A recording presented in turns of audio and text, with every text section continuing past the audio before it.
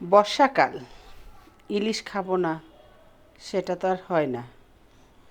সেজন্য পটল দিয়ে ইলিশের ঝোল করে নিলাম। ইলিশ মাছ যেভাবেই খাই না কেন খুব ভালো লাগে। বিশেষ করে ইলিশ ভাজা, ইলিশ ভুনা, ইলিশ ভাপা যাই খাই না কেন, ইলিশ পোলাওতে শুরু করে খেতে কিনা ভালো লাগে। সেজন্যই আজকে রান্না করলাম ইলিশ দিয়ে পটলের পাতলা ঝোল। তারপরে ছিল ডাল, ডালের সাথেও আবার ইলিশ মাছ নিয়ে নিলাম। কারণ ইলিশ মাছ যেন মন ভরেই না বেশি করে না খেলে, সেজন্য আমরা চেষ্টা করি ইলিশ মাছ 2-3 পিস করে খেয়ে নেওয়ার জন্য।